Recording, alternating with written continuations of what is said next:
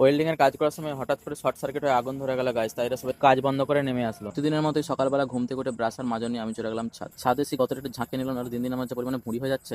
তারপরে গাইস এদিক ওদিক দেখতে দেখতে মুখ আমার কমপ্লিট, আমি নিচে চলে গেলাম ফ্রেশ হওয়ার জন্য। তারপরে স্নান করে এসে প্যান্ট জামা পরে আমি রেডি হয়ে গেলাম সাইডের জন্য। দেখলে গাইস কেমন স্টাইল মেনে আমি ঝাঁকা নেকে জামাটা পরে ফেললাম। এদিকে আমি স্টাইল মেনে চুলটা ঠিক করে নিচ্ছি, তারপরে মুখে একটু ক্রিম ট্রিম মেখে বেরিয়ে যাচ্ছি, কারণ বাইরে প্রচন্ড রোদ। এদিকে আমি ভিডিও ক্লিপগুলো শুট করছিলাম, আর ওইদিকে আমার বউ আমার জন্য সকালের নাস্তার ধোসা বানাচ্ছে। এদিকে আমার ধোসা খাওয়া কমপ্লিট গাইস। তারপর গাইস ফটাফট রেডি হয়ে গিয়ে এদিকে বউয়ের একটু আদর খেয়ে নিয়ে আমি সাইডে যাওয়ার জন্য বেরিয়ে গেলাম। তারপর একটুখানি হেঁটে আর একটুখানি কোম্পানির গাড়িতে করে চেপে ডুকডুক করে চলে গেলাম আমি সাইডে।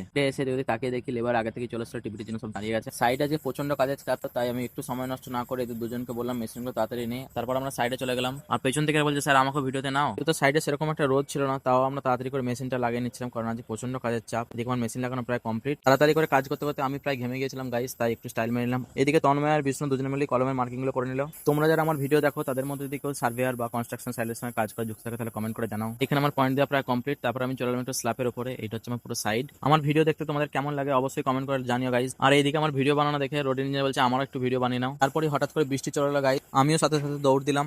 তারপর দেখি গাইস এই লোকগুলো দেখো কত উঁচুতে কাজ করছে, আমার তো এখান থেকে দেখেই ভয় লাগছে। আর এখানে ওয়েল্ডিং এর দাদারা কাজ করছিল, বৃষ্টির কারণে হঠাৎ শর্ট সার্কিট হয়ে এখানে আগুন ধরে যায়। তারপর গাইস আমি আমার নিজের কাজ করার জন্য তন্ময়কে আর অটো লেভেলটা মেশিনটা নিয়ে চলে গেলাম। আর এখানে গিয়ে দেখি তন্ময় অটো লেভেল মেশিনটা লাগাচ্ছে। পরে তন্ময়কে আমি একটু মেশিন লাগানোর ব্যাপারে কথা শেখাচ্ছিলাম। এদিকে থেকে হঠাৎ করে ক্লায়েন্টের স্যার হাসতে হাসতে আমার দিকে আসছে। স্যার আমাকে বলছে তুই সারাদিন শুধু ভিডিও বানাস, তাহলে কাজ কখন করি? তারপরে গাইস আমি তন্ময়কে স্টাফ নিয়ে পাঠিয়ে দিলাম, তাড়াতাড়ি করে লেভেলগুলো তুললাম, কারণ আকাশের অবস্থা খুবই খারাপ ছিল।